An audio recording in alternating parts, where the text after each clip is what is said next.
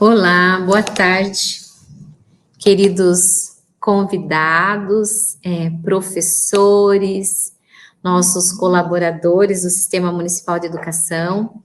É uma alegria enorme poder ter vocês aqui nesse momento conosco. É mais uma etapa que nós alcançamos nesse mês de setembro de conscientização, de sensibilização, na tentativa de alcançarmos mais olhares, mais mãos, mais pessoas que venham fazer de fato a inclusão acontecer aqui no município de Itapeva.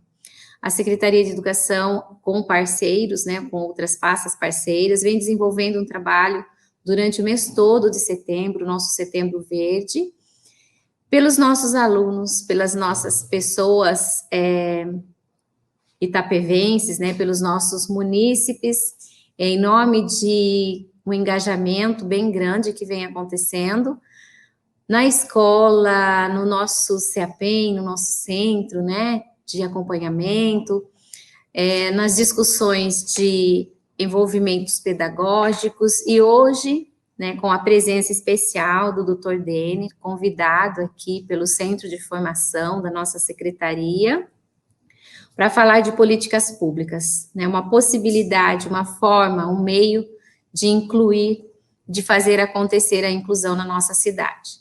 Então, que nós tenhamos uma formação de trocas, de experiências. Ao longo da semana anterior e dessa semana, nós estamos em contato com a temática todos os dias, né, pela saúde, pelo desenvolvimento, pela educação, pelo Conselho Municipal de Pessoas com Deficiência. Todos estamos juntos nessa batalha, nessa luta realmente para fazer a inclusão acontecer. Então, que vocês tenham um tempo bom, fiquem à vontade, podem participar, a Carol vai passar para vocês os encaminhamentos de como tudo isso vai acontecer, e de agradecer a participação de todos vocês, agradecer aqui ao Centro de Formação, no empenho que tiveram para que essas demandas fossem sendo distribuídas e, ao mesmo tempo, fossem efetivas na educação. É isso que está acontecendo. É muito bom ver esse trabalho acontecendo. Eu fico muito feliz, né, como uma diretora de escola que sou, né, tenho prazer de estar participando efetivamente dessa formação e desse momento. No início, a gente combinou que ia descrever, né, Carol? E acabei pulando essa etapa. Eu sou Eunice, sou diretora de escola, sou professora, respondo pela Secretaria de Educação no município de Itapeva, tenho a pele clara, estou usando óculos, com o cabelo semi-preso, com um lenço colorido e um casaco marrom. Vamos aprendendo por dia, né? Cada dia uma aprendizagem. Que vocês tenham um tempo bem gostoso de conversa, que o Dr. Dene seja muito bem-vindo aqui nesse momento. É um prazer imenso que Itapeva te acolhe, é com muito carinho que a gente vem desfrutar dos conhecimentos que você tem na contribuição na inclusão no nosso município. Uma boa tarde e uma boa formação, boa conversa para nós.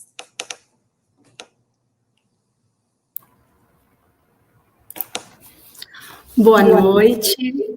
É com uma enorme satisfação e alegria que preparamos esse momento para todos vocês. Que ele possa suscitar reflexão para que podemos revisitar conceitos e adquirir novos conhecimentos. Eu vou me descrever. Eu me chamo Carol Macedo, sou professora, estou com a ATP de Educação Inclusiva Especial, tenho 40 anos, 1,58 m, tenho cabelos longos, pretos, estatura mediana, como eu tinha mencionado, os olhos castanhos escuros, uso um batom da cor marsala, estou vestindo um blazer preto com um broche no formato de um coração na cor verde-limão, no meu canto esquerdo, e uma blusa de lã em tons degradês de verde. Ao meu fundo, uma parede na cor laranja e um armário na cor marrom. Então, nesse momento, eu quero convidar todos vocês, toda a região que está conosco, a se apresentarem aqui no chat, colocarem o seu nome, compartilharem o local, a cidade, a escola ou instituição que vocês estão atuando. Agora, quero agradecer imensamente a parceria com a APAE, na pessoa da coordenadora Pamela, que nos concedeu a Amanda Diniz, que é a nossa intérprete. A Amanda é uma pessoa de estatura mediana, da cor morena, tem o cabelo longo, todo encaracolado, e usa uma roupa nas cores pretas. Ao seu fundo, existe uma parede na cor laranja, também com um armário marrom. Vamos lá?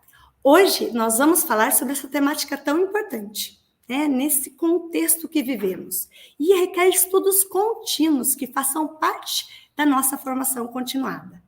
Então, a temática Políticas Públicas da Educação Especial, um meio para incluir, vem a agregar ainda mais para a programação, que foi realizada com diversas ações através da parceria com o Conselho Municipal da Pessoa com Deficiência e todos os demais envolvidos. Realizamos também a publicização de um panfleto que vai estar aí disponível para vocês darem uma visualizada. Ele foi divulgado no dia 21/9, no Facebook da Secretaria Municipal da Educação, e ele realça um pouquinho sobre a importância, né, das informações referente ao que é esse mês, né, que legislações contemplam e versam sobre ele, qual é o seu significado, a sua importância.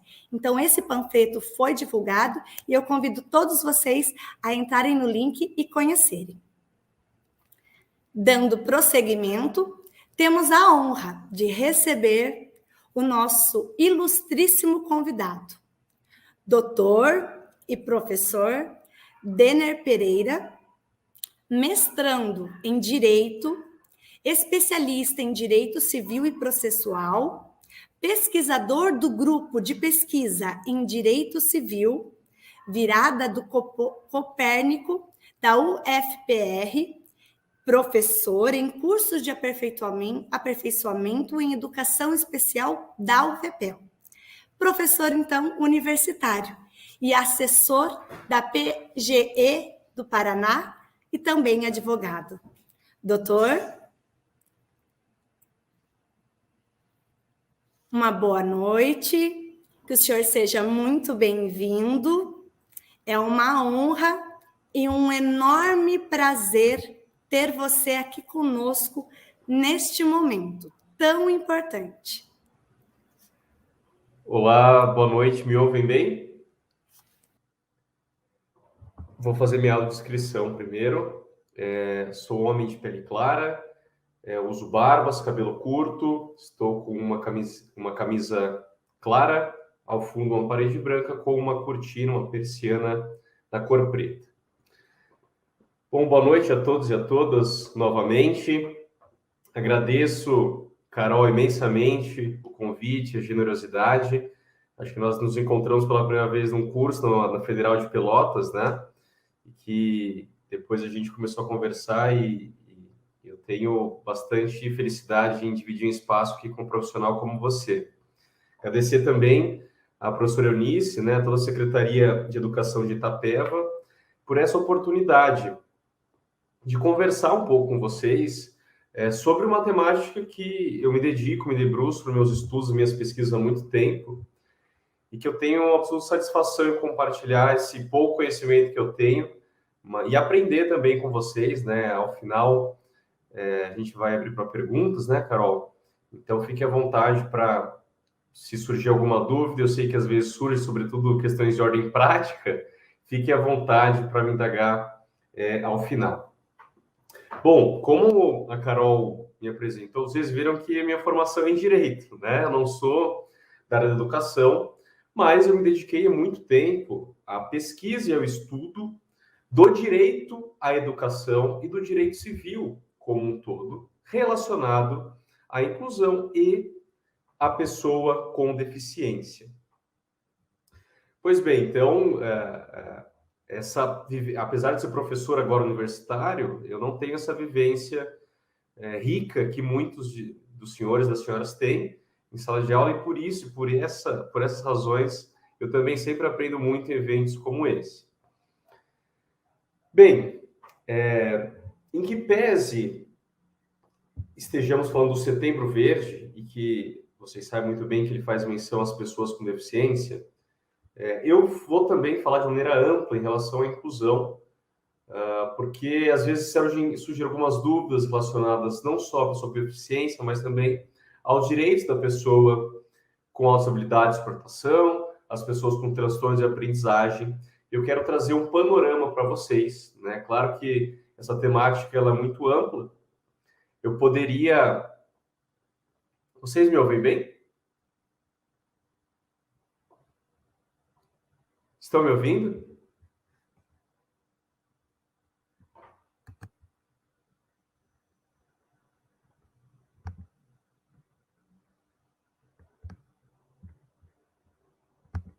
Estão me ouvindo, né? Tá, vou seguir.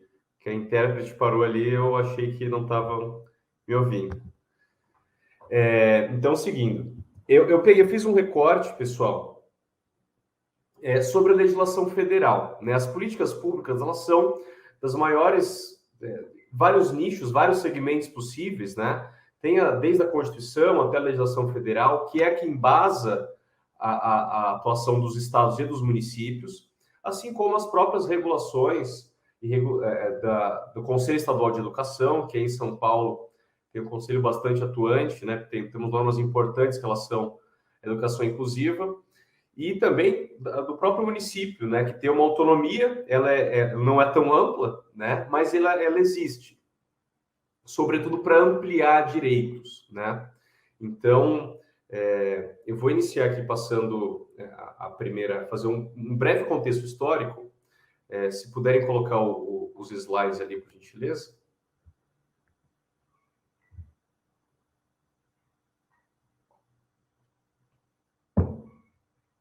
Tá, eu vou seguir, então.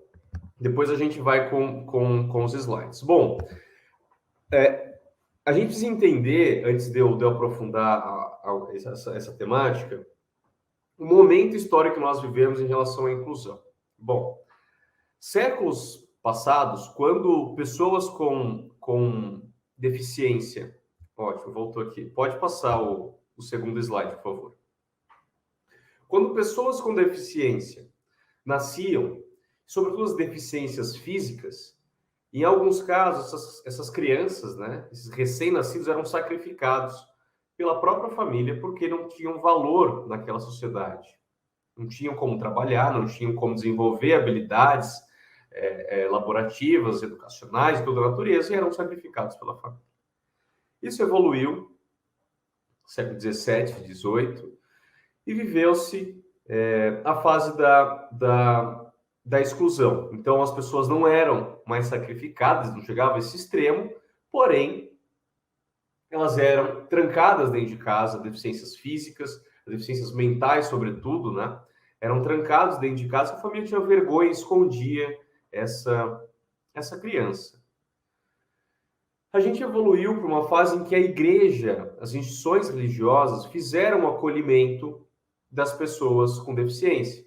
Ou seja, não era mais excluído dentro de casa, mas sim a igreja fazia o acolhimento por questões de dó, né? Tinham dó dessas crianças que eram relegadas pela família, e a igreja acolhia essas crianças, que é o que a gente chama de fase da segregação.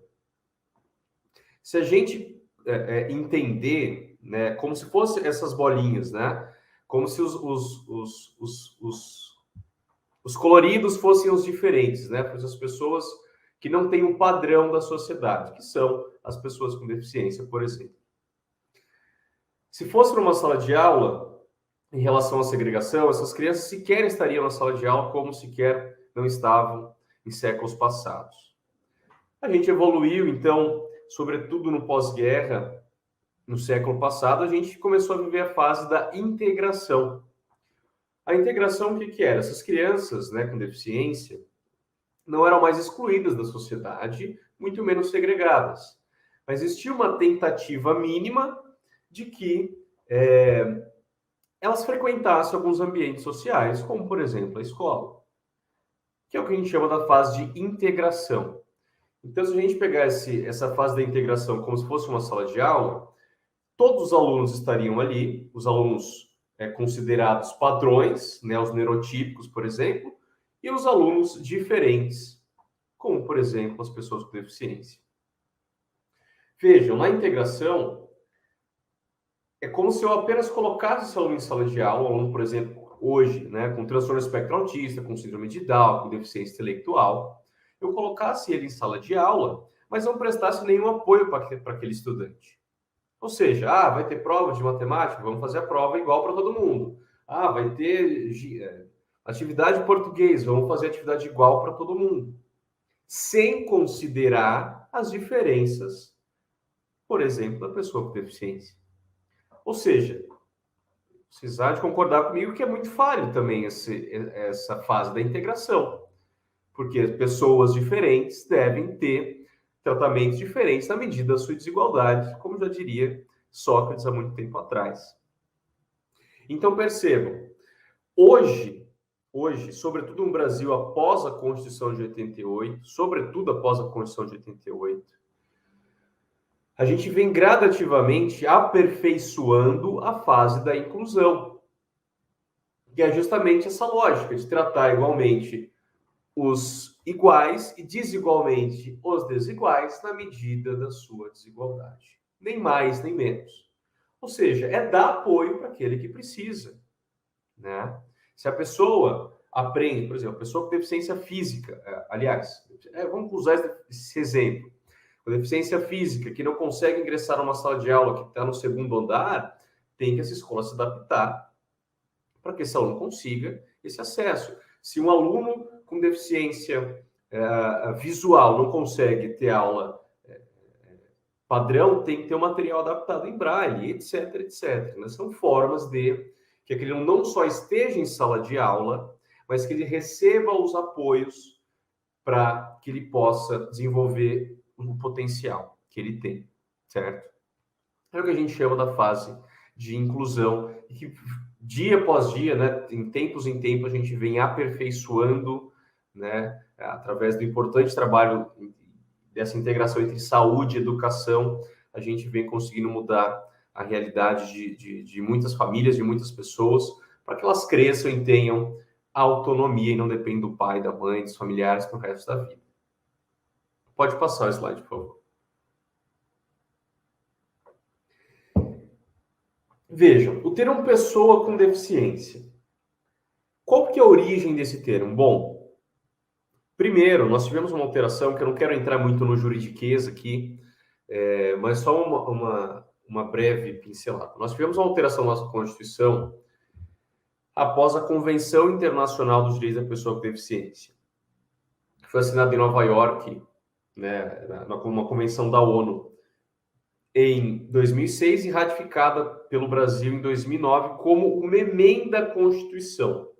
Então, todos os direitos dessa Convenção Internacional sobre os direitos da pessoa com deficiência, hoje é uma norma constitucional. Isso significa o quê? Que ela está acima de qualquer outra norma ordinária, que a gente chama norma comum, como, por exemplo, a própria Lei de Diretrizes Básicas de Educação, como o Código Penal, como o Código de Defesa do Consumidor, a CLT, enfim, todas as leis comuns, elas estão subordinadas à Constituição.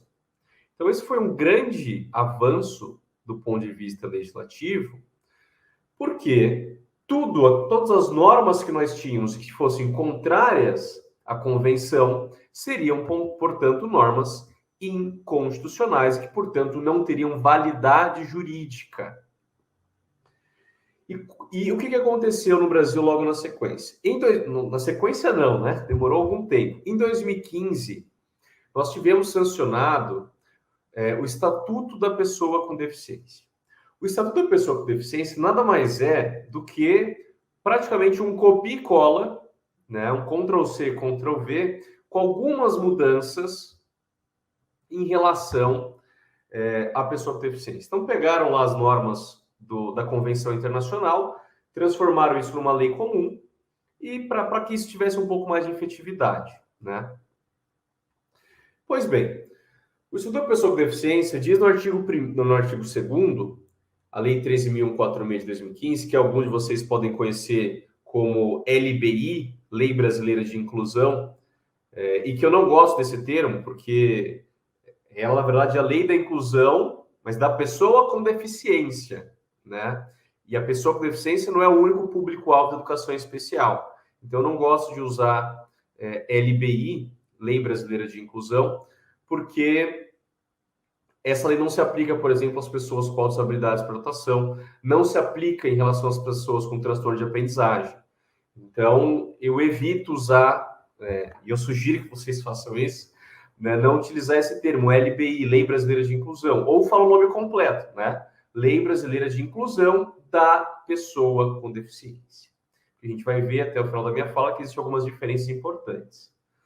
Veja, o artigo 2º diz: considera-se pessoa com deficiência aquela que tem um impedimento de longo prazo de natureza física, mental, intelectual ou sensorial, o qual, e aqui é a parte mais importante, interação com uma ou mais barreiras pode obstruir sua participação plena e efetiva na sociedade em igualdade de condições com as demais pessoas.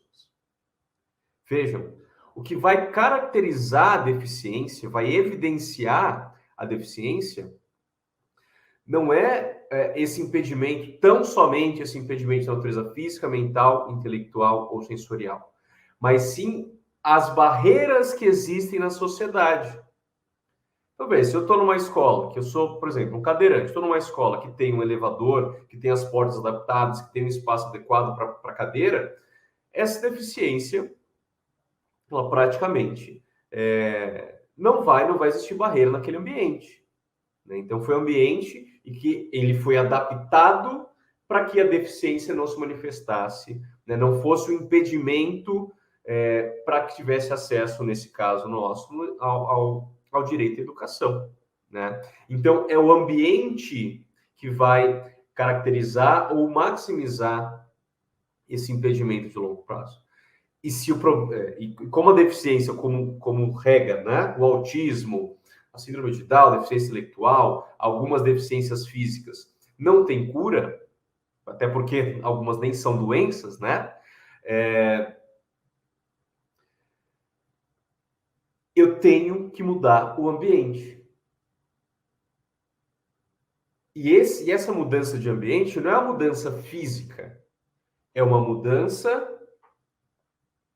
no caso da educação, né, puxando para o nosso exemplo, é uma mudança que vai partir das pessoas, no caso, sem deficiência. Vai ser a mudança que os professores têm essa missão de promover, que os gestores têm essa missão de promover, né? Porque é a mudança de ambiente, como eventos como esse, com capacitação dos professores, né? Que algumas mudanças ocorrerão. Então, não tem como mudar a deficiência, não tem como mudar aquela condição, mas eu tenho como mudar aquele ambiente que evidencia, que maximiza aquele impedimento de longo prazo, certo? Então, a regra é clara, né? A gente vai mudar aquilo que pode ser mudado. Eu não posso mudar o autismo, eu não posso mudar a síndrome de Down. Aquilo vai ser uma condição que a pessoa vai levar para sempre. Mas a forma como eu vou, né, preparar a aula e eu vou explicar isso depois, com o auxílio do professor especialista, né, com o subsídio que eu vou receber da instituição que eu trabalho, esse ambiente, aos poucos, a gente sabe que essa mudança não é do dia para a noite, né? Existem muitas coisas envolvidas, mas é o ambiente que vai se transformar.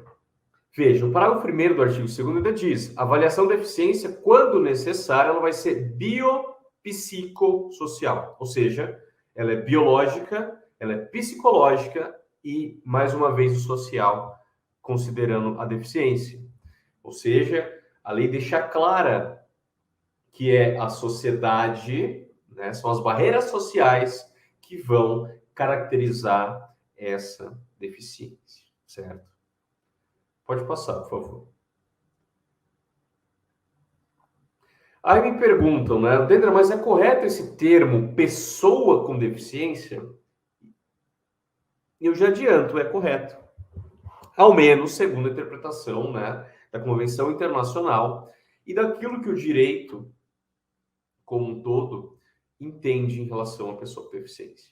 Muitos de vocês já ouviram, ou até já falaram ou falam, e eu não julgo, porque eu até não me debruçar e estudar sobre o tema, eu também cometi esses equívocos terminológicos, que agora eu entendo demais a importância. Portador de necessidades especiais. Portador de deficiência. Vejam, ninguém porta uma deficiência, igual porta uma arma, por exemplo. Hoje eu vou sair de casa com a minha deficiência, com o meu autismo, amanhã eu não vou sair. Isso não existe. É um termo que está já ultrapassado. Pessoa com necessidades especiais. Vejam, quem deve ter essa necessidade, na verdade, é a sociedade que tem que assumir essa responsabilidade, né? Pessoa com necessidade especial dá aquela ideia de que aquela pessoa tem um déficit, né? Uma ausência de alguma coisa que ela não vai conseguir fazer parte daquele ambiente. Se a gente trazer essa ideia de que a necessidade é da sociedade, de mudança é da sociedade, esse termo também ele fica ultrapassado. Por que pessoa com deficiência? Porque, primeiro, o termo pessoa, ele vem antes da deficiência. E a gente tem que respeitar as pessoas com deficiência, entender os direitos dela e os deveres também, como um cidadão de direito. Um cidadão que tem, sim, deveres também na sociedade, mas tem muitos direitos que devem ser preservados, sobretudo a sua dignidade. Se eu respeito essa pessoa com deficiência, antes de tudo como pessoa, a gente vai ter um grande avanço em relação ao tratamento, né, e a forma como esses direitos vão ser tirados do papel efetivamente, né? Até o termo especiais, né? Especiais eu praticamente não gosto, porque, né, especial são todos devem ser tratados, sobretudo quando a gente fala de educação, né? Cada um tem a sua individualidade, deve ser ela respeitada. E o termo correto, né, é pessoa com deficiência. É um termo que exprime que a deficiência é uma manifestação de diversidade humana, assim como pessoas nascem loiras, cabelo curto, outros nascem com tom de pele X ou Y, outros nascem homem, outras mulheres, essas pessoas nascem também com deficiência. É uma forma de manifestação da diversidade humana. Eu afasto, usando o termo pessoa com deficiência, essa ideia de anormalidade, de imperfeição, de falta ou insuficiência de uma função. E mais do que tudo, é uma forma de exprimir pela linguagem um respeito a determinado grupo, certo? Assim como existem questões de gênero, né, as questões de raça, são importantes essas terminologias para manifestar respeito através da linguagem pelos direitos e pelas conquistas e por todos os preconceitos que tiveram historicamente em relação a esse público. Pode passar.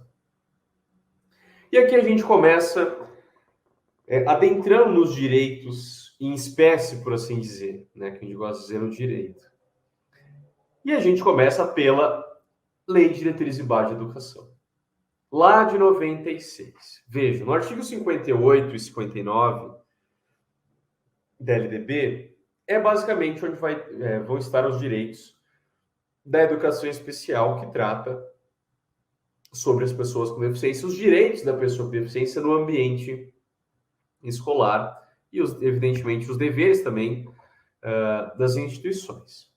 Vejam, o artigo 58 da LDB, ele teve uma alteração, em que pese a LDB lá de 96, ele trouxe uma alteração em 2013. Vejam, antes, o artigo 58 dizia assim: entende-se por educação especial a modalidade de educação oferecida preferencialmente na rede regular de ensino para educandos portadores de necessidades especiais. Vejam, primeiro que teve uma mudança em relação à terminologia, né? Hoje, já não se usa, né? A própria LDB não fala mais em portador de necessidade especial. Uma coisa que existia antes se manteve foi o preferencialmente na rede regular de ensino. E o porquê disso, bom, a maioria de vocês aqui, se não todos, são professores, entendem melhor do que eu, né, a importância desse preferencialmente na rede regular, porque as escolas especiais são importantes para determinados casos, mas a gente não pode tratar toda pessoa com deficiência como alguém que deva necessariamente ir para uma escola especial, como a PAI, por exemplo. Então, existem outras formas da gente incluir, e que os ganhos pedagógicos, sociológicos, são de uma grandeza enorme quando essa inclusão é feita na rede regular de ensino. Dá mais trabalho? Evidente que dá, né? Mas a gente está pensando sempre no bem desse estudante, desse jovem, dessa criança, ou desse adulto, como a gente vai ver que esses direitos também são aplicáveis no ensino superior. Veja, o artigo 58 lá em 2013, ele mudou.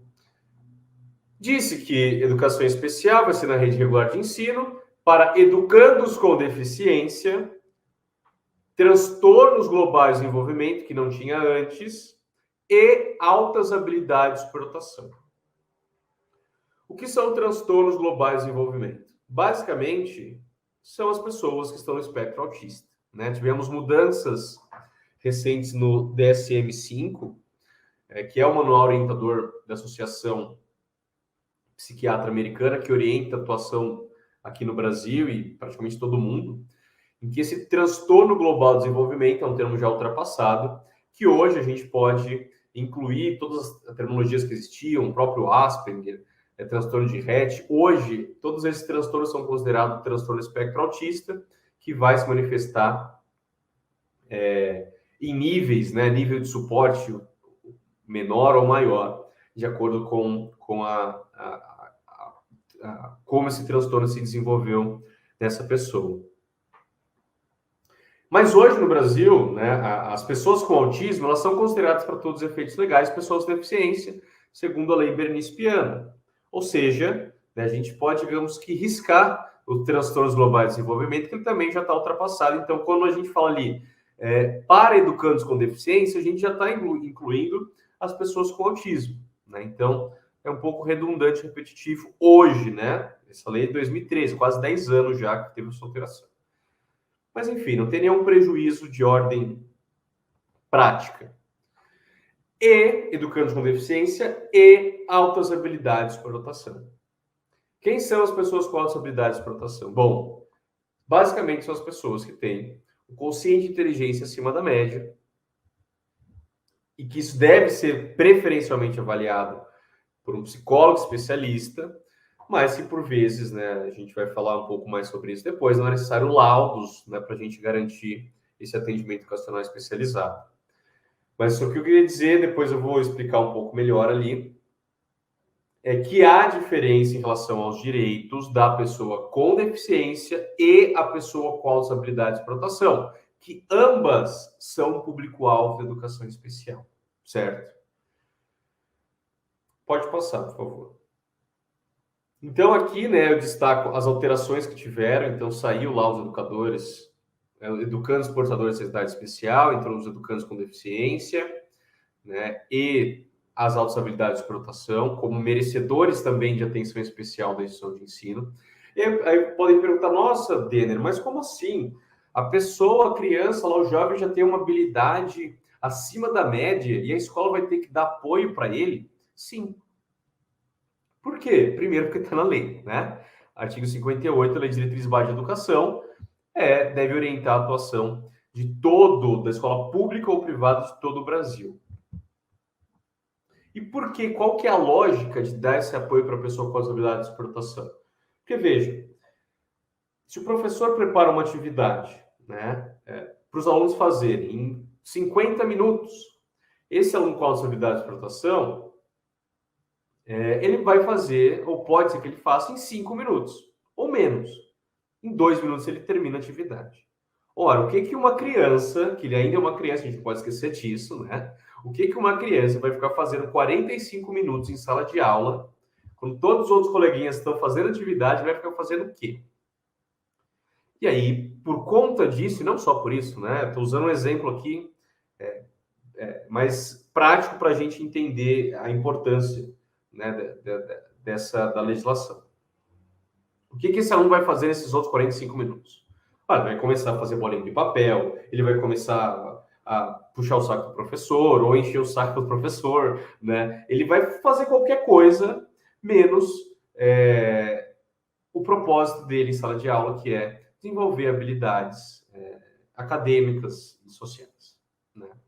E isso, a longo prazo, vai se tornar um comportamento que alguns vão dizer que é um comportamento imperativo, mas é só uma criança que não tem o que fazer em sala de aula, né? Aí vão falar que é TDAH, vão achar um monte de diagnóstico, vão dar remédio para essa criança, né? Sem necessidade, porque não entendem aquela condição de autossabilidade e superdotação e acham que aquele comportamento é por outros fatores e não aquela necessidade. Então, por essa razão, também, né, que as pessoas com autossabilidade e superdotação têm direito a algumas adaptações curriculares, justamente para que não se torne tedioso, não se torne a escola um ambiente que essa pessoa tenha fobia de frequentar, né? Porque ela não aprende. Então, é preciso também dar esse apoio para que esse potencial seja maximizado até onde der, né? Nem que seja, como a gente vai falar mais para frente, com aceleração escolar, enfim. Fato é que a pessoa com as habilidades de exportação, em que a gente esteja falando em setembro verde, né, que traz exclusivamente da pessoa com deficiência, mas é importante que a gente fale em inclusão, em educação especial, a gente não esquecer desse público tão importante, porque existem muitas e muitas crianças no Brasil sofrendo com diagnósticos equivocados e com uma falta de apoio. Então, aquilo que era para ser uma coisa boa, né, uma criança que tem uma alta habilidade, que tem um super desempenho escolar, se transforma numa doença, numa depressão, enfim, num caso medicamentoso, o que não é objetivo, evidentemente, né? Pode passar, por favor. Vejam, uma das coisas importantes, né, que a gente precisa frisar, a base, né, que eu vou trazer aqui para vocês são duas leis, como eu já falei antes. Estatuto da Pessoa com Deficiência e LDB, Lei de Diretrizes Básicas de Educação. O artigo 28, parágrafo 1º do Estatuto, ele diz que é proibida a recusa de matrícula e cobrança de valores complementares para o AEE. E por que vai... Isso, quando a gente fala aqui no município de Itapeva, na Secretaria de Educação Municipal, isso é tranquilo, né? Porque no ambiente público não há, né, muito evidente que não pode acontecer essa cobrança de valores, né? E eu não chegou até mim, né, esses anos todos que eu trabalho com inclusão, que esse tipo de situação tenha ocorrido em ambiente público. Mas no ambiente particular, isso existe, né? Então, e muito, né? Ou escolas cobram para fazer o atendimento educacional especializado, ou recusam matrícula, né? E isso é proibido, as famílias não sabem, né? E isso acaba parando no poder público. Então, por isso que muitas vezes os municípios estão mais preparados para trabalhar com a inclusão do que muitas instituições particulares. Porque o município, né, o estado, enfim, não tem essa prerrogativa de recusar uma matrícula, né? Então, ele vai ter que fazer as adaptações necessárias. No privado também não pode. O problema é que essa recusa acontece das mais variadas formas. Infelizmente, as pessoas não têm acesso a esse tipo de informação, não vão atrás, né, por vários motivos, e muitas instituições, infelizmente, fazem isso. Ou recusa a matrícula, ou cobra mais caro para prestar o AE. O atendimento educacional especializado, ele como eu disse, educação infantil, ou seja, desde a creche para a escola, a gente pode considerar essas adaptações até o ensino superior, até a graduação, a especialização, o mestrado, doutorado, o pós-doc, do infantil até o superior, certo? Isso não sei o que estou dizendo, é o artigo 58, parágrafo 1º da Lei de Diretrizes Básicas de Educação. Veja, na sequência, a gente tem o Plano Educacional Individualizado, né? Até conversei com a Carol um pouco mais cedo, ela falou que em Itapeva vocês estão desenvolvendo, né, esse plano educacional individualizado, que existem, de fato, outras situações anteriores a esse plano. De qualquer forma, eu acho importantíssimo, né, como eu disse, eu elogio vocês, Secretaria de Educação, por me chamarem para trabalhar um tema que eu vou falar dos direitos, né, então, e dos deveres também das instituições de ensino, né. Então, a Secretaria de Educação, quando chama alguém para falar de política pública, é porque ela tem interesse em desenvolver, né, e aprimorar cada vez mais o seu sistema. Então, é muito elogiável da parte, né, da gestão. Então, o Plano Educacional Individualizado, o que ele é? A gente abrevia e chama de PEI, né? Ele é um documento em que ele é liderado por um professor especialista em educação especial, mas que não é um documento feito sozinho, ele é feito a várias mãos. O nome desse documento já diz, Plano Educacional Individualizado. É um plano feito exclusivamente, privativamente, para aquele aluno de educação especial, seja com altas habilidades, seja pessoa com deficiência. Nesse plano, vai ter uma avaliação pedagógica inicial, todos os professores regentes que participam da educação desse jovem vão participar, vão estar nesse processo, colaborando com o professor especialista. Vai fazer essa investigação pedagógica inicial, com o que esse aluno gosta, como que ele aprende, conversar com a família, que é muito importante, né? Entender os hábitos, o que esse aluno gosta, como que ele aprende em casa, né? Como ele aprende em escola, enfim, é um documento colaborativo. Quem tem a liderança desse documento, digamos assim, quem vai carimbar é o professor de educação especial, mas ele não faz esse documento sozinho. Porque, primeiro, que ele vai precisar dos profissionais da saúde também, que vão ser muito importantes, né? Se essa criança tem acompanhamento com psicólogo, por exemplo, que no caso das deficiências intelectuais, do autismo, né? É muito importante que esse estudante faça terapia e que esses terapeutas participem, em alguma medida também, na formulação desse plano educacional individualizado, né? Sobretudo para entender as barreiras, né?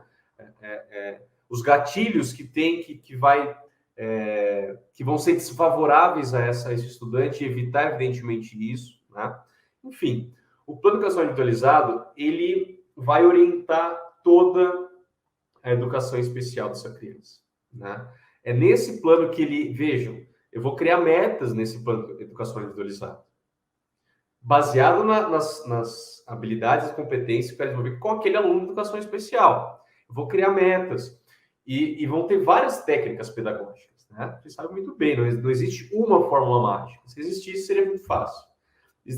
As pessoas são diferentes e as formas de ensinar também são diferentes. Os professores têm essa liberdade pedagógica, é muito importante, é protegida constitucionalmente, mas precisa criar essas metas e que é um documento que vai ser revisto periodicamente. Porque pode ser que uma técnica que foi utilizada na pedagogia não funcione. Eu vou ter que tentar outra. Mas o importante é que tudo isso fique registrado. No dia tal, no período tal, a gente tentou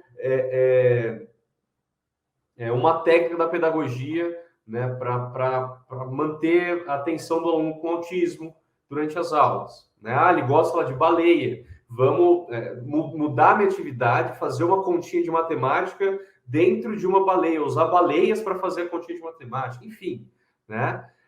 Estratégias das mais variadas formas que o professor regente, em parceria com a família, com os terapeutas e com o professor de educação especial, vão traçar para que essa educação seja efetivada. Né? E esse documento, sempre digo, não é um documento da escola. Esse documento tem que ser compartilhado com a família, com os terapeutas, né? Não é uma propriedade da escola. Esse PA é meu, ninguém mexe. Não. Né? Tem que... quanto mais colaborativo for o PEI, melhor. Mas sempre importante, liderado por um professor especialista, que é ele ou ela, né, que vai traçar, montar esse esqueleto, digamos assim, do plano educacional individualizado e fazer essa mensuração, né, dos resultados que foram obtidos e dizer, sobretudo, na hora de mudar, né, as estratégias que estão sendo utilizadas. O plano de educação individualizada está previsto no artigo 59 da Lei de Diretrizes Básicas de Educação, no artigo 28, 7 do Estatuto da Pessoa com Deficiência, sem prejuízo da regulamentação do Conselho Estadual de Educação, que trata especificamente sobre o plano educacional individualizado. Pode passar, por favor. Veja, e também está na lei, né? Professor do AEE com especialização, né? Então, a pessoa, o professor que vai liderar aquele PEI, né? Ele tem que ter especialização. Ele tem que ter especialização em educação especial. E o que é uma especialização? A gente entende especialização com pelo menos uma pós-graduação lato sensu, né? Uma especialização de fato, né? De ensino superior. Cursos, pode se considerar especialização? Eu, Denner, né? Um curso de final de semana. Fiz um curso de final de semana, tive aula com... Estou participando da semana aqui, né? Do mês de Setembro Verde, né? 1 hora, vamos supor, né? 1 hora por semana. Você é especialista em educação especial? A mim me parece que não, né? Alguns lugares consideram isso como especialização. Eu não considero. A legislação, ela infelizmente, ela deixa essa margem interpretativa, né? Mas né? Eu como advogado, quando eu vou cobrar, né, alguma instituição em relação a esse professor especialista, a gente pede que apresente o diploma de especialização em educação especial, educação inclusiva, né? Essa especialização, uma pós-especialização estrito lato sensu, melhor dizendo, né? Pelo menos a lato sensu. E veja, é dever também das instituições ter um professor regular capacitado. Veja, capacitado. Em que pese também não tenha regulamentação, a especificação do que é uma capacitação, me parece que há uma distinção que a lei trouxe muito clara em relação ao especialista, né, e ao capacitado. Especialista, no meu entender, no meu interpretar, é aquele com especialização com a pós-graduação. E o professor regular capacitado, esse sim, né? Eventos como esse, aqui da Secretaria de Educação, é uma forma de capacitar os professores regentes, né? Não vai ficar horas e horas debruçando sobre as temáticas, sobretudo a temática pedagógica, né? Não só em relação ao direito, que é a minha área, mas sobretudo no aspecto pedagógico. Mas esses cursos periódicos de curta duração é uma forma de capacitar os professores regulares, né? E no meu interpretar, o que, por exemplo, a Secretaria de Educação está fazendo, né, agora. É uma forma de capacitar os professores. Não precisa ser especialista em educação especial, professor regular, professor regente. Mas ele precisa ter um mínimo de noção da importância que ele tem nesse papel da inclusão, né, sobretudo para colaborar com o PEI e com as estratégias que vão ser utilizadas para aquela criança, para evitar, né, para conscientizar também os demais alunos, né, dentro do possível, que aquele aluno, por exemplo, com autismo, ele vai ter comportamentos que vão ser um pouco diferentes, mas que nem por isso ele é, digamos, inferior, ou que ele faça aquilo com intenção de machucar ou de ferir alguém, enfim, mas que é preciso tentar entender, né, esse comportamento justamente para evitar que esses gatilhos aconteçam, né? Enfim, essa capacitação é prevista em lei também. Também temos aqui esse acompanhamento especializado, se comprovada necessidade. Esse acompanhamento especializado, o que é? É o professor, né? Deixa eu corrigir, né? É a pessoa que fica junto com o aluno, público-alvo de educação especial, sobretudo, né? Na verdade, sobretudo não, apenas para a pessoa com deficiência. Então, na legislação federal, previsto o Estatuto da Pessoa com Deficiência. Então, aquele aluno, por exemplo, com autismo, e na própria lei Berenice Viana há essa previsão, que não consegue desenvolver as atividades regulares lá que o professor passa sozinho. Ele precisa de alguém ao lado dele para auxiliar naquelas atividades. esse direito é previsto em lei, né? Possivelmente, esses casos têm sido judicializados bastante, né? Então, muito possivelmente você já tem um caso aí na cidade, ou judicializado ou não. A gente sabe que eu trabalho no setor público também, né? Eu trabalho na Procuradoria de Estado aqui no Paraná. Eu sei todas as dificuldades que existem em fazer contratações, por exemplo, né? De pessoal capacitado para essa finalidade. Vejam, esse acompanhamento especializado também não fala, né, se esse acompanhante tem que ser um especialista, tem que ser professor, tem que ser um enfermeiro, tem que ser pedagogo, enfim, não fala nada. E isso, né, essa regulamentação, ela fica por cargo dos estados e dos municípios. Já peguei casos em que, até judicializados, em que os juízes entendem que o estagiário, por exemplo, vai suprir formalmente essa necessidade, porque o estagiário, supostamente, né, ele vai ser supervisionado por alguém que é, de fato, especialista. Então, tem se aceitado estagiário, né, tem se aceitado várias, às vezes, pessoas sem curso superior, né, como é geralmente a maioria dos estagiários. Então, tem aceitado muitas coisas, né? Então, isso é uma situação que é uma política pública que vai depender, de fato, de cada município, de cada estado. E, evidentemente, das próprias escolas particulares, quando for o caso, porque todos esses direitos são também extensíveis às escolas privadas. E aí, o final ali, né? Acompanhamento especializado, ser comprovado a necessidade. Ora, como que eu comprovo a necessidade? Vou exigir laudo dessa família? Vejam, aqui existem dois posicionamentos e eu quero que isso fique claro, tá? Um que é o meu posicionamento, porque eu sou advogado, sou uma pessoa do direito, que eu gosto de provas, né? E existe o aspecto inclusivo e de uma norma do MEC. O MEC diz o quê? O Ministério da Educação, lá em 2009, ele falou que as escolas, para garantir o atendimento educacional especializado, e aí qualquer forma de atendimento educacional especializado, né? O plano educacional, ou até nesse caso específico, de acompanhamento especializado. As escolas não podem, na verdade, essa nota técnica do MEC, o MEC ele diz que tecnicamente é equivocado exigir laudo para prestar o atendimento educacional especializado, para a pessoa com deficiência, para a pessoa com desabilidade de exportação.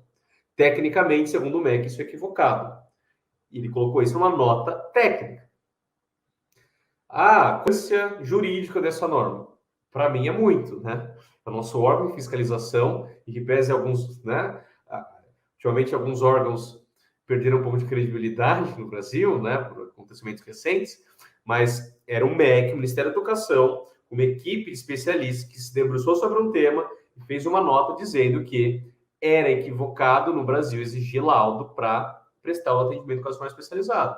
Por quê? Primeiro, que a gente mora no Brasil, que muitas famílias dependem do SUS e que ou demora-se muito tempo para conseguir um laudo, ou não tem profissional adequado, ou não tem nem profissional, né? Não é que não tem um adequado, não tem nenhum para fazer um laudo, né? Então, no Brasil existem todas as diferenças de norte a sul do país, que vocês sabem muito bem, né? Então, também por isso, o MEC entendeu que não precisaria do laudo. E também por quê? Porque, ora, a escola tem autonomia.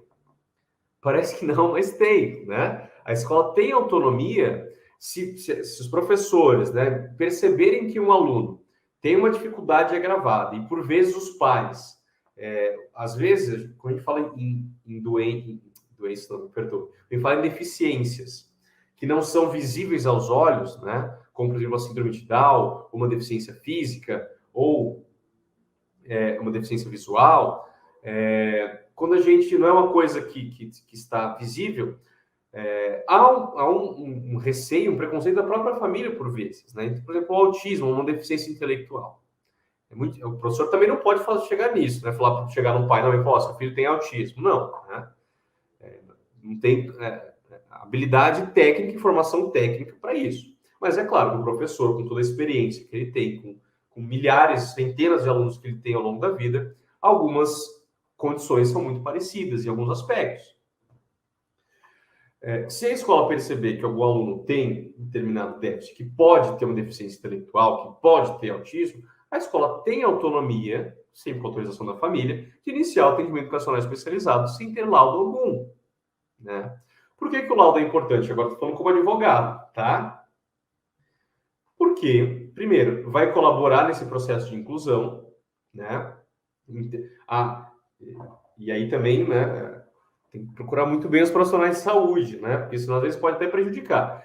Para dizer, por exemplo, que determinada situação não é autismo, é só, né? Só entre aspas, só transtorno de déficit de atenção, hiperatividade, ou dislexia, né? Ou determinado caso não é TDAH, mas sim autodesabilidade de superdotação, que não está tendo atenção necessária, que aquela criança está desenvolvendo, aí sim, doenças, né? Depressão, coisa do tipo, né? Então, essa conversa entre educação e saúde é muito importante, né? E quando eu falo do comprovada necessidade do acompanhamento especializado, é porque, vejam, no mundo pedagógico ideal, seria essa criança de educação especial aprender sem ter alguém do lado dele o tempo todo, né, para auxiliar ele, porque em algum momento da vida, né, quando ele crescer, fazer 18 anos, ele não vai ter esse direito na empresa, ele não vai ter esse direito no concurso público que ele for fazer, né, quando ele for fazer qualquer outra atividade da vida dele, não vai ter esse profissional. Então, no mundo ideal, né, seria que não precisasse desse acompanhamento especializado. Porém, quando precisar, não pode hesitar em garantir esse direito, né, dentro do que prevê a lei. Então, por isso que é importante, né, que a educação e a saúde conversem para ver se, de fato, aquele acompanhamento é necessário. E a própria família, né, para ver se, de fato, aquele acompanhamento é necessário. E a escola, repito, tem autonomia também para dar o seu parecer. Não é porque vem um laudo médico. Vejam, isso aqui, a gente vive numa sociedade, né, tão hierarquizada ou preconceituosa em várias formas sociais, que é como se o laudo médico fosse mais importante que um parecer de um pedagogo especialista em educação especial. Primeiro que são áreas diferentes, né? Não é porque o médico colocou lá que fulano tem uma deficiência ou não, que isso vai impactar totalmente na forma em que a escola está trabalhando. Se a atuação, evidentemente, esteja dando resultados, né? A escola tem autonomia, o professor tem autonomia. Porém, essa autonomia tem que ser fundamentada, não é uma autonomia de que, eu vou fazer assim porque eu acho. Não, né? Eu vou fazer assim porque tem a doutrina especializada, a literatura especializada diz isso, né? Então, eu vou exercer essa autonomia, mas com responsabilidade, né? Sempre pensando melhor para aquela criança, para aquele adolescente, né? Então, eu vou fazer o meu parecer pedagógico com a justificativa do porquê, por exemplo, é importante o acompanhamento especializado ou, naquele caso específico, não é necessário, né? Pegar um histórico desse aluno, falar que, por exemplo, ele está indo bem, está conversando com os colegas de turma, então um acompanhamento especializado não fosse recomendado naquele momento, né? Enfim, essa comprovação de necessidade, ela é bem específica. A gente tem que tomar bastante cuidado em relação a essa questão, porque o laudo médico ele não vai definir a vida da pessoa, né? Muito pelo contrário, eu vejo, né, e não é pouco, laudos médicos às vezes muito equivocados. Então é importante procurar, né, terapeutas e médicos que sejam especialistas naquilo que está sendo investigado, justamente para a atuação da escola, dentro dos limites dela, seja facilitado, né? Caminhando, então, para o fim, o artigo 59, inciso 1 da Lei de Diretrizes Básicas de Educação e o artigo 28, inciso 5 do EPD, do Estatuto da Pessoa com Deficiência, trata da Sala de Recursos Multifuncionais. A Sala de Recursos Multifuncionais, vocês devem saber, ela é tanto para a pessoa com deficiência quanto para a pessoa com autodesabilidade de superdotação, tá? Está previsto não só no Estatuto da Pessoa com Deficiência, mas também na LDB. É uma sala que não é sala de reforço, isso é muito importante, né? Não é uma sala de reforço.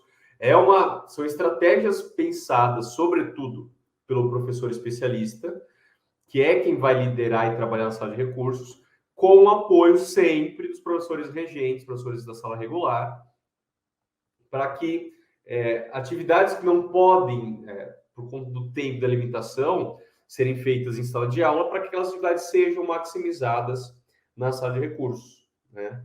E isso sempre com estratégias pedagógicas apropriadas, e que, claro, na sala de recursos vai ser uma coisa, um atendimento mais individualizado, né? E focalizado para aquela pessoa. E por isso também a importância do plano educacional individualizado. Porque, vejam, a sala de recursos multifuncionais é um direito, né? Mas, assim, será que todo aluno precisa de sala de recursos? Pode ser que tenha alguns alunos que não precisem, né? Então, por isso a importância de um plano educacional individualizado. Porque o plano educacional individualizado, conforme ele vai se desenvolvendo e vai criando uma maturidade, né? Esse plano, ele vai criando uma maturidade própria, ele vai indicar a necessidade ou não da sala de recursos multifuncionais, né? Então, a importância do plano ela é muito grande. Pode avançar, por favor. Aqui eu vou falar brevemente em relação a um direito, né, que esse aqui não é extensível à pessoa com deficiência, unicamente para a pessoa com habilidade de exploração, que é o direito de aceleração de série. Veja, temos dois requisitos para aceleração de série. Primeiro, ter um QI acima da média. Isso, em que pese, repito, a escola tem autonomia para fazer aceleração. É importante que haja avaliação de um psicólogo em relação a esse QI acima da média, e que o único profissional que pode fazer isso é o psicólogo, né? Não é médico, não é o pedagogo. Quem vai medir o QI acima da média com os instrumentos da psicologia é um psicólogo. E também a questão que foge da competência do professor, assim como do advogado ou o médico pode até contribuir de alguma forma, é a maturidade emocional. Então, se eu vou fazer uma aceleração de série, tem um aluno do primeiro ano, eu vou fazer aceleração para o terceiro. Opa, isso aqui vai ser importante para ele? Vai. Né? Tem que ir acima da média? Tem maturidade emocional para conviver com alunos um pouco mais velhos que ele? Tem. Então, vai ser acelerado. E a aceleração não esgota os deveres da instituição de ensino. Vou fazer aceleração e continuar com o plano educacional individualizado, se for o caso, com sala de recursos. Mas o que a gente vê na prática é que a aceleração por si só para alunos com superdotação muitas das vezes resolve, né? Eu não tenho números estatísticos, tá? Isso aqui é uma questão empírica e prática daquilo que eu vivencio, né? Com clientes e com situações relacionadas à aceleração de série. Então, é um direito. Eu sei que existem algumas limitações em relação à faixa etária, né, que o município, por exemplo, não pode fazer aceleração de crianças com determinada faixa etária. Essa interpretação ela é inconstitucional, o STF, né, e a jurisprudência entende que não há essa limitação na lei, de fato não há. Porém, o município está restrito a essa lei. Então, não tem o que o município fazer nesses casos quando a faixa etária da criança não permite fazer aceleração de série, né? Infelizmente, esses casos têm que judicializar, porque existe uma regulamentação, aí no estado de São Paulo eu sei que existe, né? Que não permite aceleração de série para determinadas faixas etárias, sobretudo nos anos iniciais, né? Da educação. Porém, entendimento constitucional sobre o tema é que essa limitação não existe. Então, infelizmente, as famílias têm que levar para o judiciário resolver esse tipo de embate, que nem que o município quisesse, ele poderia, porque há uma limitação em normas hierarquicamente superior a ele. A aceleração está prevista em lei, né, tanto no artigo 59.2 da Lei de Diretrizes Básicas de Educação, quanto no artigo 208.5 da Constituição, que garante acesso aos níveis mais elevados de ensino, segundo a capacidade de cada um. Se a capacidade do aluno que está no primeiro ano é estar no terceiro ano, ele tem que ser acelerado, né? E manter aqueles apoios necessários para que ele não desenvolva doenças e situações que só vai prejudicar a vida dele, né? Um desenvolvimento a curto, médio e longo prazo. Podem passar. E para finalizar, eu queria tratar com vocês brevemente também em relação aos transtornos de aprendizagem. Primeira coisa que a gente tem que deixar claro: transtorno de aprendizagem não é deficiência.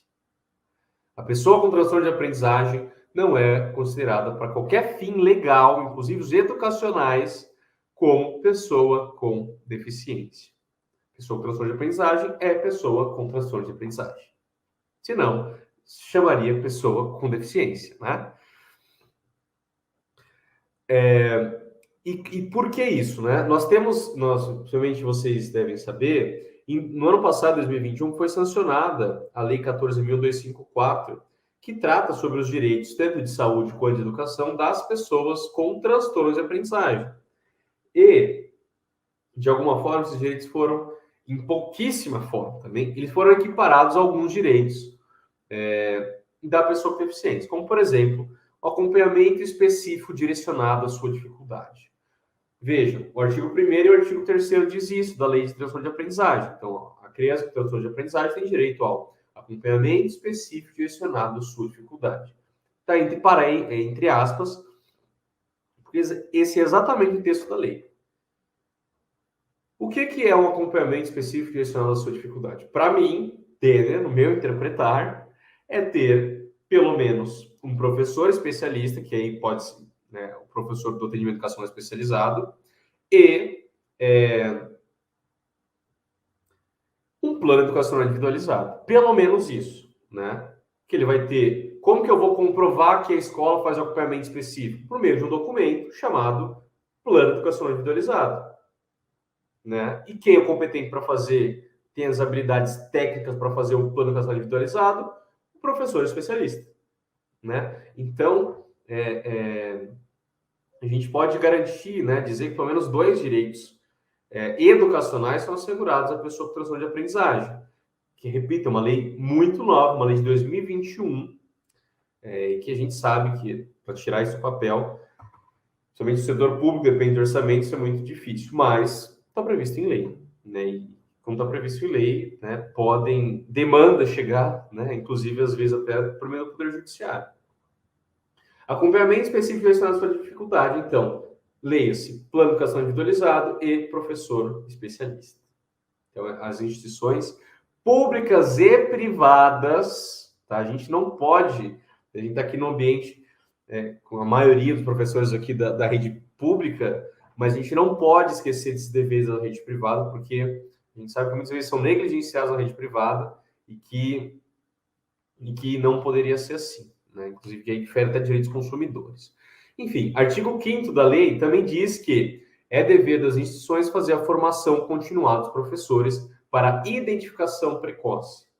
Ou seja, essa identificação precoce vai participar, não vai ser professor especialista, mas vai ser de toda a equipe de professores, para dizer, com determinada idade, você não deveria, sei lá, estar escrevendo. Não está? Opa, mas o que acontece? Será que ele tem algum transtorno de aprendizagem?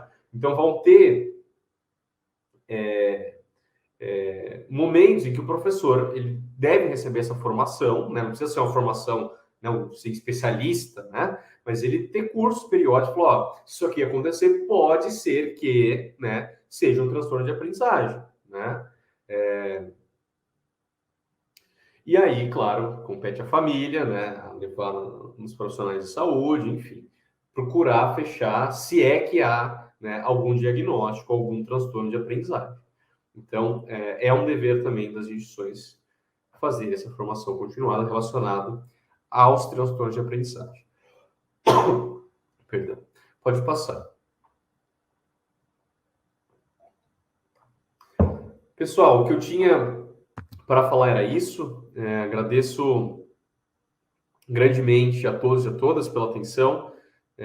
Estou quase 1 hora aqui já falando, já passei de 1 hora falando. Eu tenho aula hoje na graduação daqui a pouco.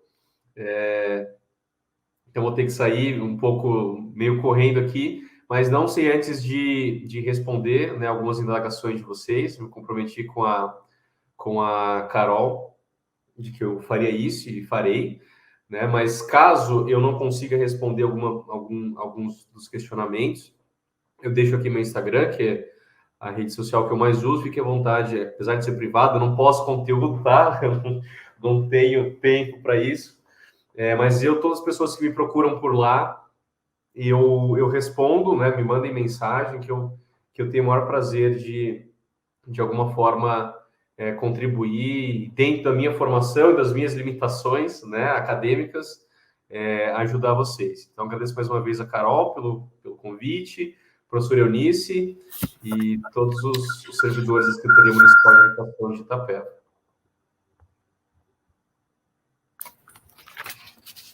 Professor, olha, não tem palavras para descrever. Eu acho um momento crucial. A gente precisa retomar essas questões de conceitos dentro da trajetória histórica, né? Porque a cada momento vai surgindo questões novas que vêm ampliando a nossa visão de mundo, vai se constituindo a nossa ideologia do que é uma educação inclusiva de qualidade.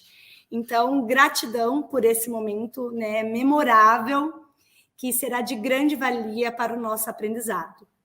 Eu quero agradecer imensamente todos que estão aí, né, deixando as mensagens na live, contribuindo. E a gente observou aqui que tem uma questão, na verdade, até uma indagação, doutor. Se alguém mais tiver, tá, alguma dúvida, caso não seja respondida nesse momento, até por uma questão de gestão de tempo, nós podemos coletar as informações, a gente tem o contato aí do Dr. Denner também. Foi assim que eu conheci, né, através da live da UFPEL, e aí a gente foi conversando e eu fui, ao longo desse tempo também, amadurecendo muitos conceitos. É processual, a gente aprende aos poucos. Então, fiquem à vontade para fazer as perguntas. Vou fazer uma das indagações, tá? A professora Vânia questiona assim: pode deixar, professor Denner, os alunos que já têm um diagnóstico fechado, com algum tipo de deficiência, numa lista de espera para o AEE? Aí ela pontua com 3 pontinhos de reticência. Já sabemos a resposta, mas vale a reflexão.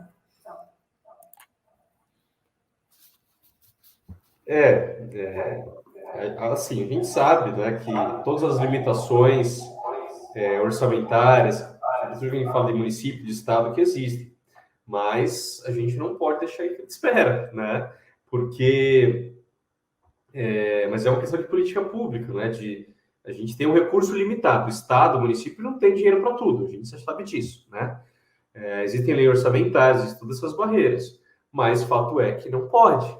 Então, quando a gente fala em educação especial, sobretudo do município, que pega as crianças no início da vida, no início da plasticidade cerebral, que é insubstituível, né? Você sabe muito bem, a plasticidade cerebral, ela tem o resto da vida. Até os idosos, todos os idosos têm plasticidade cerebral. Porém, na infância, nos primeiros anos de vida, é o momento fundamental dessa plasticidade, sobretudo quando a gente fala de pessoa com deficiência, né? Porque os traumas, né?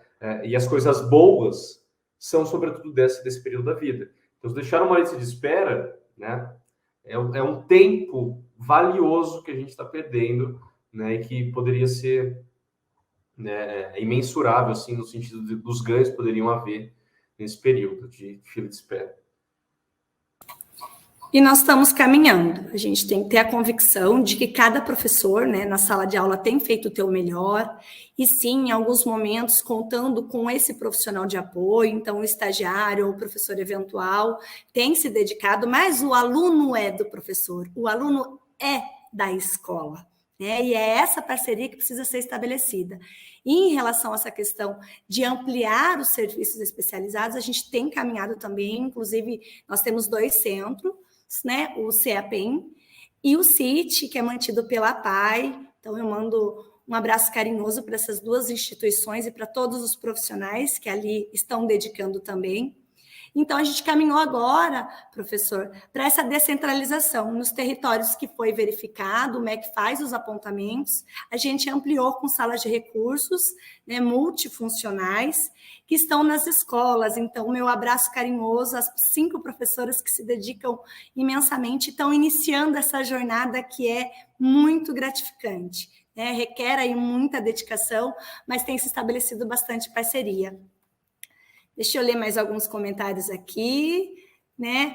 As professoras batendo palminhas, professor bastante contentes com esse momento, né? Olha lá, a Kátia pedindo um feedback aqui, mais um. Que momento especial. Tem como outro momento como esse? O professor Diego também. O processo é longo, Itapeva avança nesse momento, é notório o esforço feito. E sim, é na parceria, professor Diego, que a gente tem buscado intensificar, né? Tanto a demanda de materiais que a gente encaminha para subsídios, então tem e-books, tem manuais, são mais de 12 materiais. Esse mês a gente lançou o folheto interativo, que traz as informações sobre o Setembro Verde, mas a gente precisa. E requer, sim, de financiamento, como a Vânia mencionou. Então, as políticas públicas, elas se efetivam através das dimensões inclusivas, que são diversos setores, que vão estar engajados, né, professor?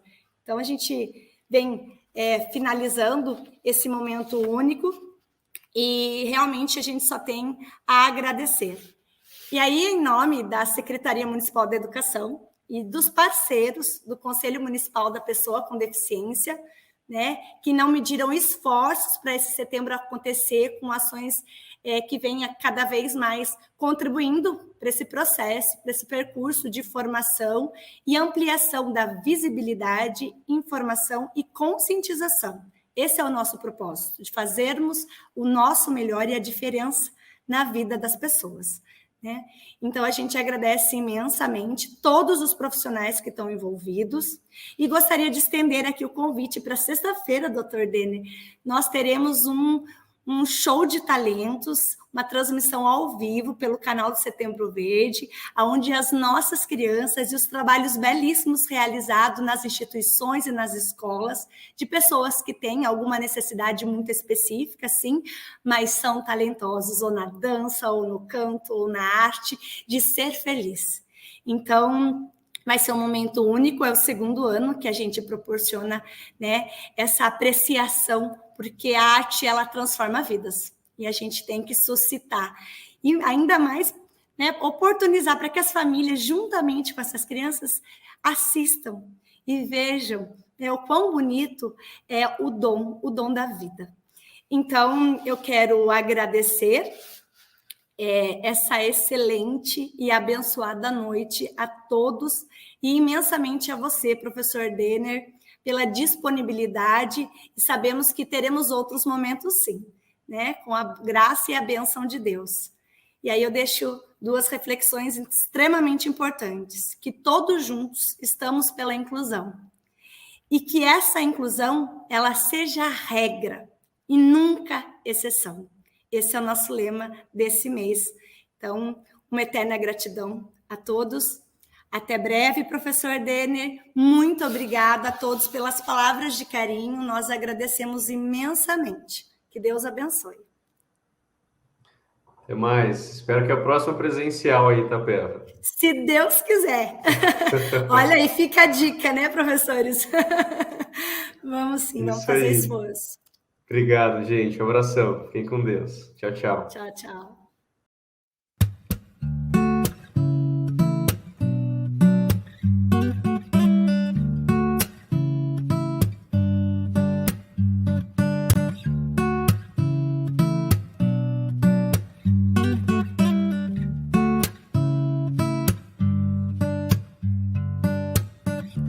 Que tal